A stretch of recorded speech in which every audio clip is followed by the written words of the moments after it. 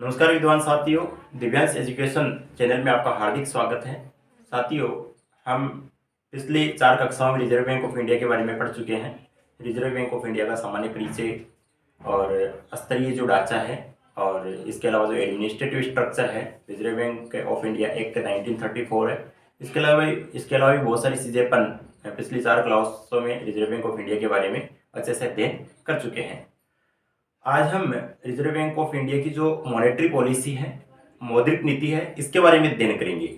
देखिए विद्वान साथियों, रिजर्व बैंक ऑफ इंडिया भारतीय अर्थव्यवस्था में मुद्रा बाजार का एक महत्वपूर्ण भाग और मुद्रा बाजार का सर्वेसर्वा है। यानी भारतीय अर्थव्यवस्था में किसी प्रकार का नियंत्रण स्थापित करना होता है, संतुलन स्थापित करना होता है, मुद्रा की पूर्ति अर्थव्यवस्था में बढ़ जाती है या मुद्रा की अर्थव्यवस्था में कमी पड़ जाती है, तो ये सारी जिम्मेदारी रिजर्व बैंक ऑफ इंडिया की होती है। तो अर्थव्यवस्था में मुद्रा की पूर्ति या मुद्रा का संतुलन स्थापित करने के लिए रिजर्व बैंक ऑफ इंडिया जिस नीति को अपनाता है वह मौद्रिक नीति कहलाती है। अपन सरल शब्दों में समझ सकते हैं कि अर्थव्यवस्था में मुद्रा की मांग व पूर्ति के नियंत्रण के लिए जो नीति जारी की जाती है मौद्रिक नीति कहलाती है। कहने का मतलब कि मुद्रा बाजार में या भारतीय अर्थव्यवस्था में रिजर्व बैंक ऑफ इंडिया मुद्रा की पूर्ति और मांग के मध्य जो संतुलन स्थापित करता है और यह स्थापित करने के लिए जो नीति अपनाता है वह मौद्रिक नीति कहलाती है। अब मौद्रिक नीति के द्वारा अर्थव्यवस्था में संतुलन स्थापित करने के लिए रिजर्व बैंक ऑफ इंडिया कई इक्विपमेंट्स अपनाता है, जैसे रेपो रेट है, रिवर्स रेपो रेट है, बैंक रेट है, मार्जिन निर्धारण है। उनके बारे में अपन अगली क्लास में चर्चा करेंगे। अभी मौद्रिक नीति क्या होती है, मौद्रिक नीति समिति कब बनी थी, आदि बातों के बारे में अपन अध्ययन करते हैं। जैसे कि मौद्रिक नीति, इसको जारी करता है रिजर्व बैंक ऑफ इंडिया। भारतीय रिजर्व बैंक मौद्रिक नीति जारी करता है। जैसे कि रीट के जो विद्यार्थी हैं उसमें ये प्रश्न पूछा जा सकता है क्योंकि रिजर्व बैंक ऑफ इंडिया उसमें डाला हुआ है। और जैसे अभी संगठन है रिजर्व बैंक ऑफ इंडिया, तो संगठन के स्तर पे पूछा जा सकता है। ज़्यादा डीपली तो प्रश्न नहीं पूछा जाएगा, लेकिन पूछा जा सकता है कि रिजर्व बैंक ऑफ इंडिया मौद्रिक नीति किसके द्वारा जारी की जा सकती है। Reserve bank of India, government of India, finance ministry, और एक ऑप्शन और दे देता है राजस्थान सरकार। तो मौद्रिक नीति किसके द्वारा जारी की जाती है, रिजर्व बैंक ऑफ इंडिया के द्वारा मौद्रिक नीति बनाई जाती है और जारी की जाती है। मौद्रिक नीति प्रति 2 माह या वर्ष में 6 बार जारी करता है। रिजर्व बैंक ऑफ इंडिया मौद्रिक नीति प्रति 2 माह यानी 2 महीने की 2 महीने या 2 माह की 2 माह रिजर्व बैंक ऑफ इंडिया मौद्रिक नीति जारी करता है। या अपन ये कह सकते हैं कि वर्ष में 6 बार रिजर्व बैंक ऑफ इंडिया क्या करता है, मौद्रिक नीति जारी करता है। अब मौद्रिक नीति की अपन सरल से सरल परिभाषा क्या रख सकते हैं कि अर्थव्यवस्था में मुद्रा की मांग व पूर्ति के नियंत्रण के लिए जो नीति जारी की जाती है वह मौद्रिक नीति कहलाती है। अर्थव्यवस्था में मुद्रा की मांग व पूर्ति के नियंत्रण के लिए जो नीति जारी की जाती है मौद्रिक नीति कहलाती है। यानी अर्थव्यवस्था में मुद्रा की मांग और पूर्ति के मध्य सामंजस्य संतुलन स्थापित करने के लिए जो नीति जारी की जाती है मौद्रिक नीति कहलाती है। जैसे कि अपनी भारतीय अर्थव्यवस्था काफी विस्तृत अर्थव्यवस्था है। 1991 से पहले ये एक तरह से बंद अर्थव्यवस्था थी। 1991 से पहले 1991 जो आर्थिक सुधार हुए थे, इकोनॉमिक रिफॉर्म हुए थे, डॉक्टर मनमोहन सिंह जी के द्वारा किए गए थे, जिसको एलपीजी के नाम से भी बन जानते हैं। तो उस दौरान भारतीय अर्थव्यवस्था को संपूर्ण विश्व के लिए खोल दिया गया। तो संपूर्ण विश्व के द्वारा भारतीय अर्थव्यवस्था को प्रभावित किया जाता है, या विश्व के अन्य अर्थव्यवस्थाएं होती हैं उनके द्वारा भी भारतीय अर्थव्यवस्था को प्रभावित किया जाता है। तो भारतीय अर्थव्यवस्था में मुद्रा की मांग और पूर्ति के मध्य जो संतुलन या सामंजस्य स्थापित करने का जो दायित्व होता है, जिम्मेदारी होती है, वो रिजर्व बैंक ऑफ इंडिया की होती है। यदि भारतीय अर्थव्यवस्था के मध्य मुद्रा की पूर्ति ज्यादा हो रही होती है तो लोगों के पास में पैसा ज्यादा हो जाता है, वो मार्केट में भाग भाग कर ज्यादा जाएंगे। तो ऐसी स्थिति में क्या होगा कि वस्तुओं की डिमांड बढ़ जाएगी, वस्तु की डिमांड बढ़ेगी, प्रोडक्शन बढ़ेगा नहीं, तो वस्तुएं महंगी हो जाएगी, जिसको अपन मुद्रास्फीति कहते हैं, इन्फ्लेशन के नाम से जाना जाता है। तो इसको कंट्रोल करने के लिए रिजर्व बैंक ऑफ इंडिया उसके जो भी इक्विपमेंट्स है मौद्रिक नीति के द्वारा उनको कंट्रोल करेगा। कंट्रोल कैसे करेगा, मार्केट में जो पैसा है वो कम जाए, इसके लिए ब्याज दरें बढ़ा देगा, ऋण कम देने देगा, और भी कई प्रकार के मार्जिन निर्धारण वगैरह करके उसके बारे में अपन अगली क्लास में पढ़ेंगे। मतलब जनता के पास में पैसे कम से कम जाए, इस प्रकार से वो नीतियाँ बनाए गए अपनी जो दरें हैं उसमें परिवर्तन कर लेगा, तो जनता के पास में पैसा कम जाएगा, पैसा कम जाएगा तो लोग बाजार में सामान खरीदने के लिए कम जाएंगे तो जो वस्तुओं की जो कीमतें बढ़ गई थी वो वापस स्थिर हो जाएगी। इस प्रकार से मुद्रास्फीति को रोकने के लिए जो है रिजर्व बैंक ऑफ इंडिया कदम उठाता है। इसी प्रकार जैसे मुद्रा अपस्फीति आ जाती है, या अपन ये कह सकते हैं कि मंदी आ जाती है बाजार में, तो उसके लिए भी जो आवश्यक कदम उठाता है वो रिजर्व बैंक ऑफ इंडिया ही उठाता है। जैसे कि मुद्रा की पूर्ति बढ़ गई या फिर मुद्रा की जो मांग है वो घट गई, या अपन संक्षेप में ये कह सकते हैं कि अर्थव्यवस्था में मुद्रा की मांग व पूर्ति के नियंत्रण के लिए जो नीति जारी की जाती है मौद्रिक नीति कहलाती है।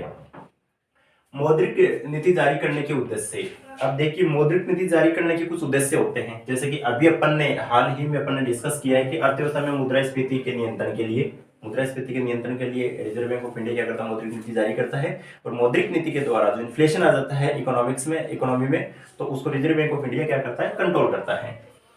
आर्थिक वृद्धि दर को उच्च स्तर पर ले जाना, आर्थिक वृद्धि दर को इकोनॉमिक ग्रोथ रेट को उच्च स्तर पर ले जाना, हाई लेवल पे कैसे जाएगी।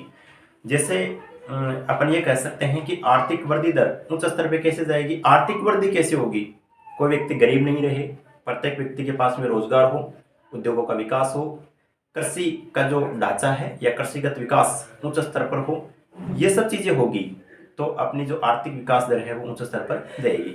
इन सब के लिए मुद्रा की आवश्यकता होती है या पूंजी की आवश्यकता होती है, वो कहाँ से मिलती है लोगों को, रिजर्व बैंक ऑफ इंडिया के द्वारा जो भी ऑथराइज बैंक है उनसे लोन के रूप में अपने को प्राप्त होती है।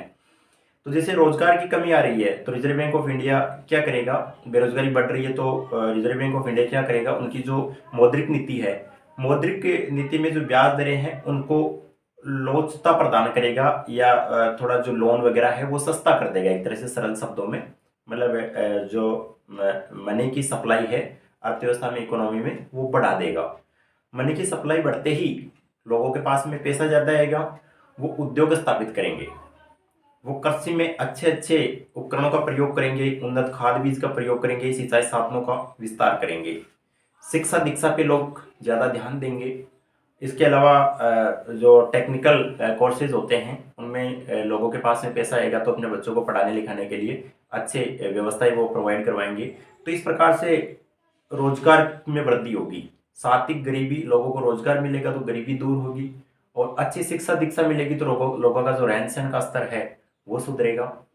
ये सब चीजें यदि होगी तो ऑटोमेटिकली जो आर्थिक वृद्धि दर है वो उच्च स्तर पर जाएगी। लेकिन बहुत ज्यादा लोन प्रोवाइड करना या मनी सप्लाई अर्थव्यवस्था में बहुत ज्यादा बढ़ा देना भी नुकसानदायक होता है, क्योंकि ऐसी स्थिति में इन्फ्लेशन आ जाता है, बाजार में मुद्रास्फीति की स्थिति आ जाती है, जिसको नियंत्रण करना भी रिजर्व बैंक ऑफ इंडिया के लिए क्या हो जाता है, नेसेसरी हो जाता है। तो उसके लिए वो क्या करेगा, जो मनी सप्लाई उसको कंट्रोल करेगा, यानी जो दरें वगैरह है उस बढ़ा देगा, लोगों को लोग जो पीपल्स है जिनका अकाउंट्स होता है बैंक में, या जो लोन लेते हैं बैंकों के द्वारा, कमर्शियल बैंकों के द्वारा, तो वो लोन कम से कम ले। इस प्रकार से वो अपने दरों को क्या कर देता है, इंक्रीज कर देता है, मार्जिन डिसाइड कर देता है।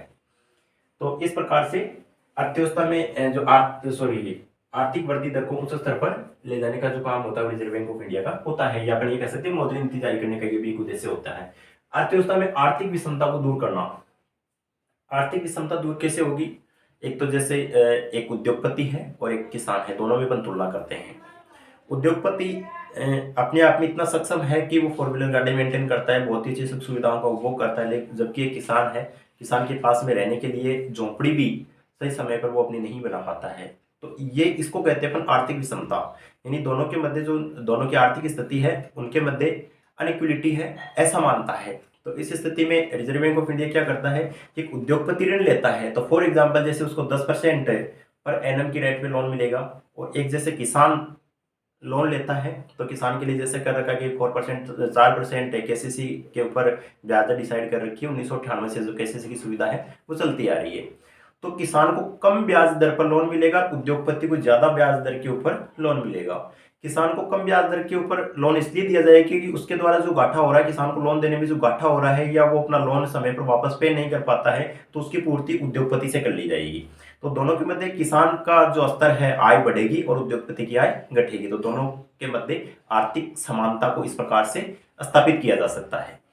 तो यह है अर्थव्यवस्था में आर्थिक विषमता को दूर करना। ये किसके द्वारा किया जाता है? रिजर्व बैंक ऑफ इंडिया के द्वारा मौद्रिक नीति के जो आवश्यक उपकरण है उसमें उनका उपयोग करते हुए रिजर्व बैंक ऑफ इंडिया क्या करता है? आर्थिक विषमता को दूर करता है और जो आय समानता है उसको बढ़ाता है।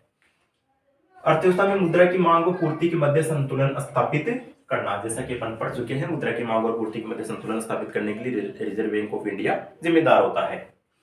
अब देखिए मौद्रिक नीति समिति कब बनी थी? पहले से मौद्रिक नीति के जो भी उपकरण है वो रिजर्व बैंक ऑफ इंडिया उपयोग करता आ रहा था, लेकिन समस्या ये आ रही थी कि मतलब जो प्रभावकारी उपाय है या प्रभावशाली उपाय रिजर्व बैंक ऑफ इंडिया नहीं अपना पा रहा था। अर्थव्यवस्था में इन्फ्लेशन बढ़ता जा रहा था और बेरोजगारी बढ़ती जा रही थी, गरीबी बढ़ती जा रही थी, आर्थिक विषमता बढ़ती जा रही थी। तो अपने जो रिजर्व बैंक ऑफ इंडिया के गवर्नर श्री उर्जित पटेल जी, नोटबंदी के समय भी यही थे 8 नवंबर 2016 को, इनकी अध्यक्षता में एक समिति गठित की गई थी 27 जून 2016 को। 6 सदस्यों की समिति होती है मौद्रिक नीति समिति। इसमें कुल 6 सदस्य होते हैं, जिसमें रिजर्व बैंक 6 सदस्य होते हैं, जिसमें 3 तो रिजर्व बैंक ऑफ इंडिया के सदस्य होते हैं और 3 गवर्नमेंट ऑफ इंडिया के सदस्य होते हैं। 3 + 3 कितने हो गए? 6 हो गए। 3 सदस्य रिजर्व बैंक ऑफ इंडिया के होते हैं। इनमें एक आरबीआई का गवर्नर जो मौद्रिक नीति समिति का अध्यक्ष होता है, एक आरबीआई का डिप्टी गवर्नर होता है और एक आरबीआई का अधिकारी होता है कोई भी। तो इस प्रकार से ये जो मौद्रिक नीति होती है 6 सदस्यों की समिति के द्वारा तैयार करके जारी की जाती है। और जो 6 सदस्यों की समिति होती है इसमें 3 आरबीआई के सदस्य होते हैं और 3 गवर्नमेंट ऑफ इंडिया के सदस्य होते हैं। और आरबीआई के सदस्यों में एक आरबीआई गवर्नर जो एमपीसी का अध्यक्ष होता है और एक आरबीआई का डिप्टी गवर्नर और एक आरबीआई ऑफिसर। मौद्रिक नीति समिति की एक वर्ष में कम से कम 4 बैठक होना जरूरी है। मौद्रिक नीति समिति की एक वर्ष में कम से कम 4 बैठक होना नेसेसरी है। मौद्रिक नीति समिति के जो 6 सदस्य होते हैं इनकी एक ही बार नियुक्ति होती है, इनको पुनः नियुक्त नहीं किया जा सकता सेवानिवृत्ति के बाद में। और इसके अलावा जैसे मौद्रिक नीति के जो सदस्य होते हैं इनकी नियुक्ति 4 वर्ष के लिए की जाती है। एक वर्ष में इनकी 4 बैठक होती है, सेवानिवृत्ति के बाद में इनको दोबारा नियुक्त नहीं किया जा सकता है। तो यह है अपनी मौद्रिक नीति। अब मौद्रिक नीति समिति अपन ये कह सकते हैं कि मॉनेटरी पॉलिसी कमेटी। तो यहाँ तक अपने जो भी पढ़ा इसमें किसी प्रकार का डाउट नहीं होना चाहिए, आप अच्छे से फिर से रिव्यू कर सकते हैं। मौद्रिक नीति जो है रिजर्व बैंक ऑफ इंडिया जारी करता है, प्रति 2 माह जारी करता है, वर्ष में 6 बार जारी करता है। अर्थव्यवस्था में मुद्रा की मांग और पूर्ति के मध्य नियंत्रण स्थापित करने के लिए जो नीति जारी की जाती है मौद्रिक नीति कहलाती है। मौद्रिक नीति जारी करने के उद्देश्य से अर्थव्यवस्था में मुद्रास्फीति को नियंत्रण करना, आर्थिक वृद्धि दर को उच्च स्तर पर ले जाना, अर्थव्यवस्था में आर्थिक क्षमता को दूर करना, अर्थव्यवस्था में मुद्रा की मांग और पूर्ति के मध्य संतुलन स्थापित करना। इसके अलावा भी अपन बहुत सारे उद्देश्य लिख सकते हैं, जैसे कि रोजगार को बढ़ावा देना, बेरोजगारी को घटाना, गरीबी को दूर करना, और जैसे अर्थव्यवस्था में विभिन्न प्रकार की भौतिक संसाधनों की उपलब्धता बढ़ाना। इसके अलावा अपन जैसे लिख सकते हैं कि शिक्षा के स्तर को ऊंच करना। इसके अलावा जैसे किसानों की आर्थिक स्थिति को सुधारना। यानी बहुत सारे उद्देश्य होते हैं, ये तो मैंने लिमिटेड लिए हैं थोड़े से कि बहुत ज़्यादा जैसे आप कम से कम 40-50 उद्देश्य लिख सकते हैं। यानी कहने का मतलब अर्थव्यवस्था के विकास के लिए रिजर्व बैंक ऑफ इंडिया मौद्रिक नीति जारी करता है, तो उनमें क्या क्या उद्देश्य हो सकते हैं वो अपन सारे लिख सकते हैं। जैसे कि सिंचाई सुविधाओं का विस्तार करना, किसानों की आर्थिक स्थिति को सुधारना, और जैसे उद्योगपतियों के द्वारा बढ़ते एकाधिकार को कम करना, और जो लघु और कुटीर उद्योग हैं उनकी स्थिति को सुदृढ़ करना। इसके अलावा भी जैसे बहुत सारी बातें होती है जो जिनको ध्यान में रखकर रिजर्व बैंक ऑफ इंडिया क्या करता है, मौद्रिक नीति जारी करता है। अब रिजर्व बैंक ऑफ इंडिया 2 प्रकार की नीति जारी करता है, एक तो होती है विस्तारवादी और एक होती है संकुचनवादी। ये मैं आपको थोड़ा मेरे पास स्पेस कम है बोल के बता देता हूँ, आप नोट कर लेना, आराम आराम से बोलूंगा मैं कि विस्तारवादी मौद्रिक नीति किसे कहते हैं। विस्तारवादी मौद्रिक नीति वह नीति होती है जिसके तहत रिजर्व बैंक ऑफ इंडिया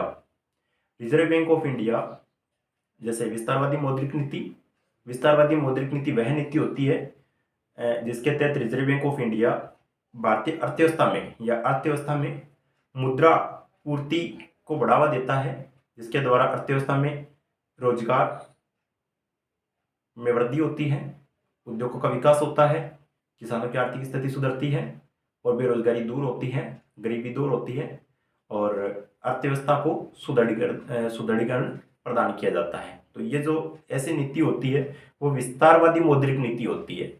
इसके अलावा जैसे संकुचनवादी मौद्रिक नीति जो होती है वह होती है, संकुचनवादी मौद्रिक नीति किस स्थिति में जारी की जाती है? इन्फ्लेशन की स्थिति में जारी की जाती है, जब अर्थव्यवस्था में मुद्रास्फीति आ रखी होती है। तो संकुचनवादी मौद्रिक नीति में अपन लिखेंगे कि भारतीय रिजर्व बैंक ऑफ इंडिया अर्थव्यवस्था में मुद्रास्फीति की स्थिति में अपने जो मॉनेटरी पॉलिसी में जो नियंत्रण के उपकरण है या अपन ये कह सकते हैं कंट्रोलिंग के इक्विपमेंट है, उनमें उन दरों में इस प्रकार से वृद्धि करता है कि अर्थव्यवस्था में मुद्रा की पूर्ति कम से कम हो। तो ये जो नीति कहलाती है वो संकुचनवादी मौद्रिक नीति कहलाती है। विस्तारवादी मौद्रिक नीति में क्या करता है? अर्थव्यवस्था में मुद्रा की पूर्ति को बढ़ाता है, जबकि संकुचनवादी मौद्रिक नीति में क्या करता है? अर्थव्यवस्था में मुद्रा की पूर्ति को घटाता है या मुद्रा सप्लाई को क्या करता है? नियंत्रित करता है। फिर से अपन कह सकते हैं कि विस्तारवादी मौद्रिक नीति रिजर्व बैंक ऑफ इंडिया की वह मौद्रिक नीति जिसके तहत भारतीय रिजर्व बैंक अर्थव्यवस्था में मुद्रा पूर्ति को घटाता है या नियंत्रित करता है, बढ़ाता है या मुद्रा पूर्ति या मनी सप्लाई को क्या करता है? इंक्रीज करता है। विस्तारवादी मौद्रिक नीति कहलाती है। और संकुचनवादी मौद्रिक नीति वह मौद्रिक नीति जिसके तहत भारतीय रिजर्व बैंक अर्थव्यवस्था में मुद्रा पूर्ति को नियंत्रित करता है, संकुचनवादी मौद्रिक नीति कहलाती है। बढ़ाता है तो विस्तारवादी मौद्रिक नीति, और मनी सप्लाई को कंट्रोल करता है तो संकुचनवादी मौद्रिक नीति कहलाती है। अब आगे अपन अध्ययन करेंगे रिजर्व बैंक ऑफ इंडिया के अर्थव्यवस्था में मुद्रा की मांग और पूर्ति के मध्य संतुलन स्थापित करने के लिए आवश्यक जो उपकरण हैं उनके बारे में। अपन मौद्रिक नीति के उपकरण पढ़ने से पहले थोड़ा सा मैंने नोट कर दिया है समय निकाल के कि जो विस्तारवादी मौद्रिक नीति और जो संकुचनवादी या महंगी मौद्रिक नीति है इसके बारे में मैंने नोट कर दिया है। आपको लिखने में थोड़ी असुविधा नहीं हो इसके लिए। देखिए, विस्तारवादी मौद्रिक नीति किसे कहते हैं? विस्तारवादी या सस्ती मौद्रिक नीति किसे कहते हैं? अर्थव्यवस्था में मुद्रा की पूर्ति बढ़ाकर विस्तारवादी का मतलब वह नीति, विस्तारवादी मौद्रिक नीति का मतलब वह नीति जो अर्थव्यवस्था का विस्तार करे। अर्थव्यवस्था का विस्तार कब होगा? किसी भी चीज का विस्तार तभी होगा जब संसाधन होंगे। संसाधन कहां से आएंगे? मुद्रा से आएंगे। मुद्रा कहां से आएगी? रिजर्व बैंक ऑफ इंडिया देगा। तो रिजर्व बैंक ऑफ इंडिया मुद्रा की पूर्ति बढ़ाएगा, तो अर्थव्यवस्था में मुद्रा की पूर्ति बढ़ाकर अर्थव्यवस्था का आकार बढ़ाना विस्तारवादी मौद्रिक नीति या सस्ती मौद्रिक नीति कहलाती है। विस्तारवादी सस्ती मौद्रिक नीति का तात्पर्य है कि ब्याज दरें कम लेगा तो जाहिर सी बात है इसको सस्ती मौद्रिक नीति कहेंगे, या उसके मौद्रिक नीति के जो भी उपकरण है उनमें ढिलाई देगा रिजर्व बैंक ऑफ इंडिया, मतलब सस्ते ऋण उपलब्ध करवाएगा, जिससे पूर्ति बढ़ेगी अर्थव्यवस्था में। पूर्ति बढ़ेगी तो अर्थव्यवस्था का विस्तार होगा। इसके विपरीत संकुचनवादी या महंगी मौद्रिक नीति का मतलब अर्थव्यवस्था का संकुचन हो, या जैसे इन्फ्लेशन की स्थिति आ जाती है तो वो कंट्रोल हो, वो संकुचनवादी मौद्रिक नीति कहलाती है। या महंगी मौद्रिक नीति अर्थव्यवस्था में मुद्रा की सप्लाई कम कैसे होगी? जब ब्याज दरें ज्यादा देनी पड़ेगी ब्याज के ऊपर लोगों को जो उनसे लोन लेते हैं, तो इसे कहते हैं अपन महंगी मौद्रिक नीति या संकुचनवादी मौद्रिक नीति। अर्थव्यवस्था में संकुचनवादी या महंगी मौद्रिक नीति अर्थव्यवस्था में मुद्रा की पूर्ति घटाकर मुद्रास्फीति को रोकना संकुचनवादी या महंगी मौद्रिक नीति कहलाती है। इस प्रकार से ये अपन मौद्रिक नीति के बारे में पढ़ा। मौद्रिक नीति रिजर्व बैंक ऑफ इंडिया के द्वारा जारी की जाती है, और रिजर्व बैंक ऑफ इंडिया की एक समिति होती है 6 सदस्यों की, जिससे 3 सदस्य रिजर्व बैंक ऑफ इंडिया के होते हैं, 3 सदस्य गवर्नमेंट ऑफ इंडिया के होते हैं। उर्जित पटेल जी की अध्यक्षता में 27 जून 2016 को समिति गठित की गई थी। उसके द्वारा जो समिति है 6 सदस्यों की, इसके द्वारा मौद्रिक नीति बनाई जाती है, तैयार की जाती है। 2 महीने में एक बार मौद्रिक नीति जारी की जाती है, 1 साल में 6 बार मौद्रिक नीति जारी की जाती है। सदस्यों की 4 वर्ष के लिए नियुक्ति की जाती है। रिटायर होने के बाद में सदस्यों को पुनः नियुक्त नहीं किया जा सकता मौद्रिक नीति समिति में, और 1 वर्ष में कम से कम 4 बैठकों का होना जरूरी है। और मौद्रिक नीति जैसे प्रश्न आता है कि मौद्रिक नीति किसके द्वारा जारी की जाती है, तो रिजर्व बैंक ऑफ इंडिया के द्वारा मौद्रिक नीति जारी की जाती है। महंगी मौद्रिक नीति या विस्तारवादी मौद्रिक नीति, सस्ती मौद्रिक नीति या संकुचनवादी मौद्रिक नीति के बारे में अपन ने क्या किया? अध्ययन किया है। तो ये है अपनी मॉनेटरी पॉलिसी जो रिजर्व बैंक ऑफ इंडिया के द्वारा क्या की जाती है? इश्यू की जाती है। अब अपन अगली क्लास में, ये क्लास अपनी थोड़ी बड़ी हो रही है, तो अगली क्लास में अपन मौद्रिक नीति के जो उपकरण है या मौद्रिक नीति के द्वारा अर्थव्यवस्था में नियंत्रण स्थापित करने के लिए जो उपकरण है उसके बारे में अपन अध्ययन करेंगे। आपको उज्जवल भविष्य की बहुत बहुत शुभकामनाएं। धन्यवाद मित्रों।